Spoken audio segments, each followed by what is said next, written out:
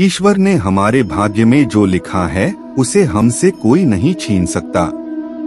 लेकिन अगर हमें अपने ईश्वर पर सच्चा भरोसा है तो हमें वो भी मिल सकता है जो हमारे भाग्य में नहीं लिखा होता। इंसान का मुश्किल वक्त उसके लिए एक दर्पण की तरह होता है जो हमारी क्षमताओं का दर्शन हमें करवाता है। वह दिन मत दिखाना कान्हा कि हमें खुद पर गुरूर हो जाए। रखना अपने दिल में इस तरह कि जीवन सफल हो जाए। इस पूरे ब्रह्मांड में ऐसी कोई ताकत नहीं जो इंसान की इच्छाओं की पूर्ति कर सके, क्योंकि इंसान की इच्छाएं एक समुद्र के समान होती है जिसे कभी भी भरा नहीं जा सकता। जो दूसरों की तकलीफों को समझते हैं, जिनमें दया है, दिल से अच्छे हैं, उन्हें दोबारा जन्म लेना नहीं पड़ता। अगर कोई मनुष्य हमारे साथ बुरा कर रहा है तो उसे करने दो, यह उसका कर्म है और समय उसके कर्म का फल उसे जरूर देगा। लेकिन हमें कभी भी किसी के साथ बुरा नहीं करना चाहिए, क्योंकि यही हमारा धर्म है। तो यकीन मानो महाभारत कभी ना होता। श्री कृष्ण कभी भी हमारा हाल नहीं पूछते, पर वो हमारी सब खबर रखते हैं। श्री कृष्ण अपने सच्चे भक्तों पे हर घड़ी नजर रखते हैं। जो हुआ वह अच्छा हुआ, जो हो रहा है वह अच्छा हो रहा है, जो होगा वह भी अच्छा ही होगा।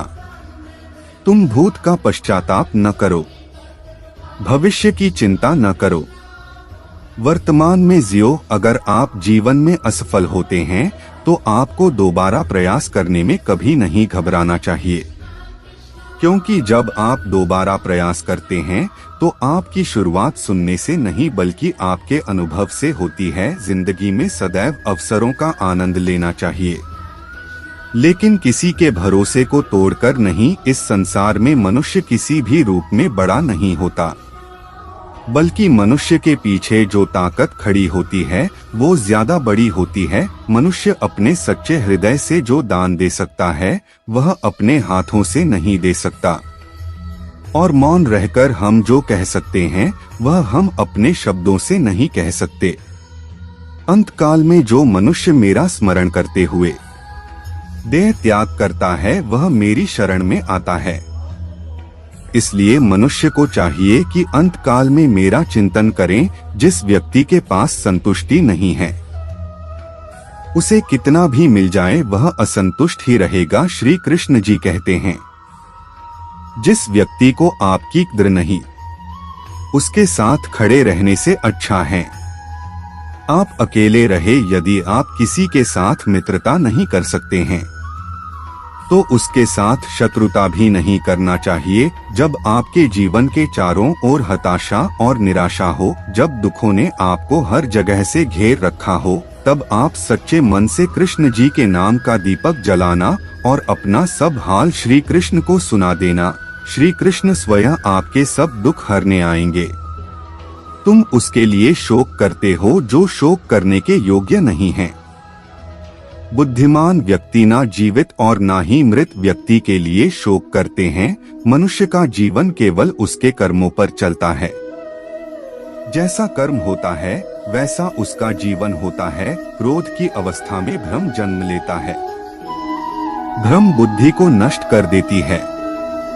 बुद्धि के नष्ट होते ही व्यक्ति का पतन हो जाता है। प्यार और तकदीर कभी साथ नहीं चलते, क्योंकि जो तकदीर में होते हैं उनसे कभी प्यार नहीं होता, और जिससे हमें प्यार हो जाता है वह तकदीर में नहीं होता। खाली हाथ आए, खाली हाथ वापस चले जाओगे।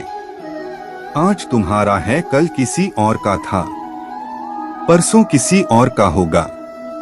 तुम जिसे अपना समझकर मगन हो रहे हो, बस यही प्रसन्नता तुम्हारे दुखों का कारण है।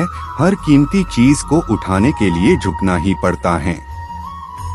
माँ और पिता का आशीर्वाद भी इनमें से एक है, वह जो सभी इच्छाएं त्याग देता है।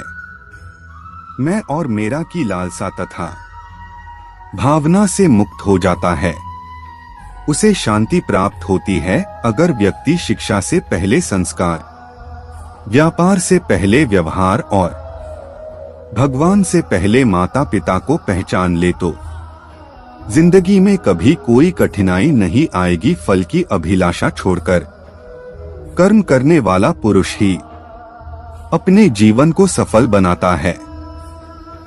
स्वार्थ से रिश्ते बनाने की कितनी भी कोशिश करें, वो कभी नहीं बनते हैं।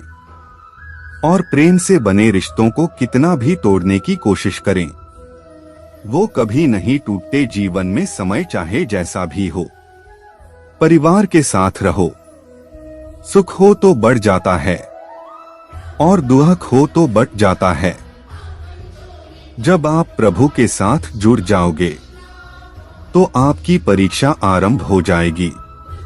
कुछ लोग इसे दुख समझते हैं तो कुछ लोग प्रभु की कृपा बुरे कर्म करने नहीं पड़ते हो जाते हैं और अच्छे कर्म होते नहीं करने पड़ते हैं। अहंकार मत कर किसी को कुछ भी देकर, क्या पता तू दे रहा है या पिछले जन्म का कर्जा चुका रहा है। प्लीज वीडियो को लाइक, कमेंट्स, सब्सक्राइब कर लीजिए। धन्यवाद।